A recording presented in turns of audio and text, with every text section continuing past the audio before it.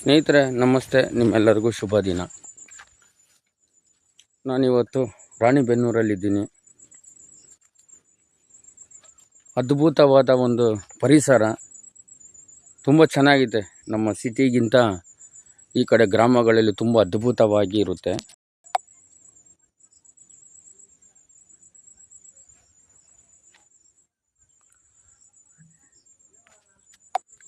ವಿಷಯಕ್ಕೆ ನೇರವಾಗಿ ಬರ್ತೀನಿ ನಾನು. ಒಂದು ಗ್ರೂಪ್ ಇದೆ, ನಮ್ಮ ತುಂಬ ಹೆಮ್ಮೆಯ ಆತ್ಮೀಯ ಸ್ನೇಹಿತರಾದ ಕೃಷ್ಣಪ್ಪ ಅವರು ಈ ಗ್ರೂಪ್ನ ಆ್ಯಡ್ ಮಾಡಿದ್ದಾರೆ. ಕಾನೂನಿನ ಅರಿವಿನ ಬಗ್ಗೆ ಈ ಗ್ರೂಪಿನ ವಿಶೇಷನೇ ಅದು ಇದೆ. ತುಂಬ ಅದ್ಭುತವಾದ ಗ್ರೂಪು. ನಾನು ಅವರಿಗೆ ಅಭಿನಂದನೆ ಸಲ್ಲಿಸ್ತಾ ಇದ್ದೀನಿ. ನನಗೆ ಒಂದು ಕಮೆಂಟ್ಸ್ ಬಂದೈತೆ ಅದರಲ್ಲಿ. ಮತ್ತು ಕೆಲವು ಜನ ವಿಕಲಚೇತನರು ಯಾವ ರೀತಿ ನಡ್ಕೊತಾರೆ, ಇವ್ರಿಗೆ ಏನು ಕಾನೂನಿನ ಅರಿವಿದೆ, ಇವ್ರು ಯಾವ ರೀತಿ ಮಾತಾಡ್ತಾರೆ, ಕೆಲವು ಕಮೆಂಟ್ಸ್ಗಳು ನನಗೆ ಬೀಳ್ತಾನೆ ಇರುತ್ತೆ. ಇದಕ್ಕೆ ಈಗ ನಾನು ಕೃಷ್ಣಪ್ಪ ಅವ್ರನ್ನ ಕೇಳಿದೆ, ಸರ್ ವಿಡಿಯೋ ಮಾಡಿ ಅಂತ ಹೇಳಿದ್ರು. ನಾನು ಅವರ ಅಪ್ಪಣೆ ಪಡ್ಕೊಂಡು, ಯಾಕಂದರೆ ನನಗಿಂತ ಚಿಕ್ಕ ವಯಸ್ಸಾದ್ರೂ, ನನಗೆ 49 ವರ್ಷ, ನನಗಿಂತ ಚಿಕ್ಕ ವಯಸ್ಸಾದರೂ ಅದ್ಭುತವಾದ ಒಂದು ಸ್ನೇಹಿತ ನನಗೆ ಈಗ ಸಿಕ್ಕಿರೋದು, ಮೊದಲೇ ಸಿಕ್ಕಿಲ್ಲ. ಪರ್ಮಿಷನ್ ಕೇಳಬೇಕು, ಯಾರೇ ಇದ್ರೂ ಗ್ರೂಪ್ ಮಾಡ್ಬೇಕಾದ್ರೆ ಅವ್ರನ್ನ ಅನುಮತಿ ಪಡ್ಕೊಂಡು ನಾವು ಏನೇ ಇದ್ರೂ ಕೆಲಸ ಮಾಡಬೇಕು. ಅದಕ್ಕೆ ನಾನು ಅವ್ರ ಹತ್ರ ಕೇಳಿದ್ದೀನಿ, ಮಾಡಿ ಅಂತ ಹೇಳಿದ್ರು.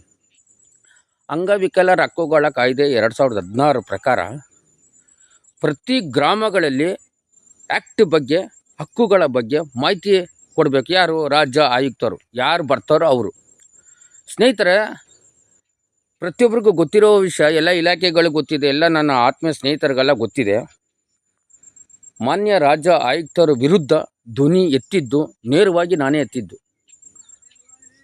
ಇವ್ರದ್ದೆಲ್ಲ ದಾಖಲೆಗಳನ್ನ ತಗೊಂಡು, ಇವ್ರು ಏನೇನು ಮಾಡ್ತಾರೆ ಎಲ್ಲ ತಗೊಂಡು, ಗೌರವಾನ್ವಿತ ಮಾನ್ಯ ಶ್ರೀಮತಿ ಡಾಕ್ಟರ್ ಶಾಲಿನಿ ರಜನೀಶ್, ಕರ್ನಾಟಕದ ಮುಖ್ಯ ಕಾರ್ಯದರ್ಶಿ ಅವರಿಗೆ ನೇರವಾಗಿ ಇವ್ರ ಬಗ್ಗೆ ಧ್ವನಿ ಎತ್ತಿದೆ ನಾನು ಅಂತ ನಾನು ನೇರವಾಗಿ ಹೇಳೋಕ್ಕೆ ಇಷ್ಟಪಡ್ತೀನಿ. ನಾನು ಯಾವುದೇ ಅಧಿಕಾರಿಗಳನ್ನ ನಾನು ಬಿಡೋದಿಲ್ಲ, ಈಸಿಯಾಗಿ ಬಿಡೋದಿಲ್ಲ. ಎಲ್ಲ ಲೇಖನದ ಮೂಲಕ, ಸುಮ್ಮನೆ ಬಾಯಿ ಮಾತಲ್ಲಿ ನನಗೆಲ್ಲ ಗೊತ್ತು ಅನ್ನೋ ಮಣ್ಣು ಕೂಡ ಗೊತ್ತಿರೋದಿಲ್ಲ. ನಾನು ಮಾತಾಡೋದು ಸ್ವಲ್ಪ ರ್ಯಾಶ್ ಆಗಿರ್ಬೋದು, ಅದು ನಾನು ಮೈಸೂರು ಭಾಷೆ ಮಾತಾಡೋದು ಕೆಲವು ಜನಕ್ಕೆ ತುಂಬ ನೋವಾಗ್ಬೋದು, ಅದಕ್ಕೆ ಕ್ಷಮೆ ವ್ಯಕ್ತಪಡಿಸ್ತೀನಿ.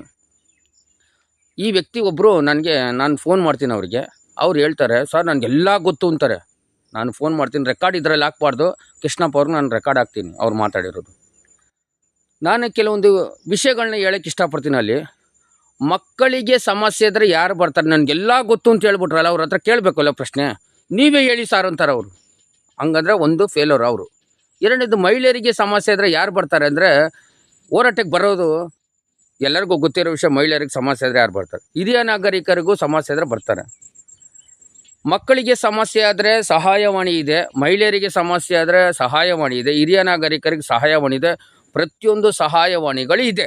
ನಾನೀಗ ಟೈಪ್ ಮಾಡಿ ಆ ಗ್ರೂಪಲ್ಲಿ ಹಾಕ್ತೀನಿ. ನಾನು ವಿಕಲಚೇತನರಿಗೆ ಸಮಸ್ಯೆ ಆದರೆ ಸಹಾಯವಾಣಿನೇ ಇಲ್ಲ, ಇದ್ರ ಬಗ್ಗೆ ಗಮನ ಹರಿಸೋದಿಲ್ಲ. ನನಗೆಲ್ಲ ಗೊತ್ತು, ನಾನು ದೊಡ್ಡ ಬೆಳೆದು ಬಿಟ್ಟಿದ್ದೀನಿ ಅಂತ ಹೇಳೋರಿಗೆ ಮಾತ್ರ ಇದು ಅನ್ವಯಿಸ್ತದೆ. ಕಾರವಾಗಿ ನಾನು ಹೇಳ್ತೀನಿ. ಇವತ್ತು ನಾವು ಗ್ರಾಮಗಳಲ್ಲಿ ವಿಕಲಚೇತರ ಅಂಗವಿಕಲರ ಹಕ್ಕುಗಳ ಕಾಯ್ದೆ ಬಗ್ಗೆ ಇನ್ನೂ ಅದು ಜಾರಿಗೆ ಬಂದಿಲ್ಲ. ಅದು ಹೇಳಿದ್ದಾರೆ ಜಾರಿಯಲ್ಲಿ ಐತಿ ಅಂತ ಹೇಳ್ತಾರೆ. ನನ್ನ ಲೆಕ್ಕದಲ್ಲಿ ಜಾರಿ 2016 ಮುಗ್ದೋಗಿ 2019 ಕೂಡ ಜಾರಿ ಬಂದ್ಬಿಟ್ಟೈತೆ.